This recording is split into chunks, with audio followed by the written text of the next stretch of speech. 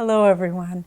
I'd like to talk about one of the blogs that I wrote, which you can read in A Touch of Peace. This one's called Embrace Your Fears. And Jyotish and I had been visiting our community in Assisi, Italy. It's a beautiful international community based on the teachings of Paramahansa Yogananda. And of course, those of you who are familiar with Christian saints know that St. Francis, one of the greatest saints of all time, was from Assisi. And so St. Francis was very much on my mind, and we visited many of the beautiful shrines associated with his life in and around Assisi. But it reminded me of an incident that I had had some years earlier with regard to St. Francis in my own life. This happened in the early days of Ananda. And at that time, we were just beginning the community. And we didn't have many places to live. So we built teepees, like Native American teepees. And I was living in one. And it was actually quite lovely.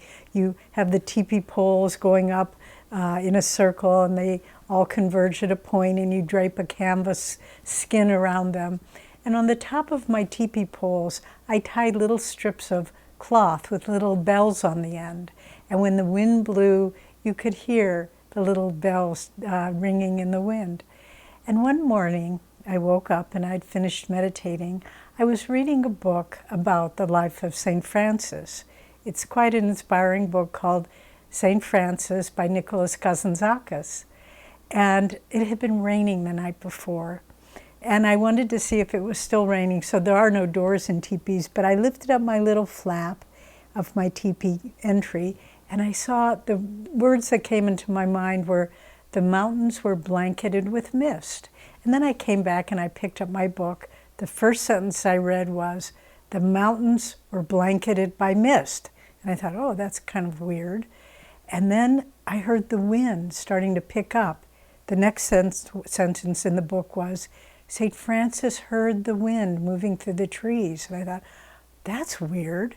And then the little bells on the top of my teepee pole started to chime. And it said, I read the next sentence, and it said, in the distance, St. Francis heard the bells. And I thought, that's really weird. And then the next sentence was, it meant the approach of the lepers. And I just shut the book, and I thought, okay, I'm not ready for the lepers to come into my teepee. But that was the end of my story. But for St. Francis, he saw the lepers as they approached, and he had a revulsion of lepers, maybe more than most people. And he saw this man approach, and his face was all eaten away, and he had no nose, and there was pus streaming down his face. And St. Francis' first impulse was to run away, but then he said, no, this is a child of God. And he ran up to the leper, and he embraced him and kissed him on the cheeks. And in that moment, the leper turned into Jesus Christ, and he fell at his feet, and he just held on to his feet. He embraced his fears. The world we live in now is filled with things that produce anxiety and discouragement and fear. But Swami Kriyananda gave us a technique. He said, if you're afraid of something, imagine the worst case scenario that it could possibly be. And then say, could you live with that? And you think, I could deal with that. Then take it a step further. I could live with that. And then you realize there really isn't anything that would be something more than you could bear. And so whatever you are afraid of in life, what's causing anxiety, just look at it squarely, embrace it, as St. Francis did the leper, and realize that behind every fear, every anxiety, every frightful situation is God's presence, trying to help you expand your heart.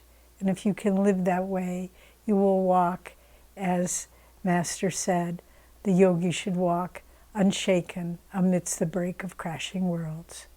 God bless you.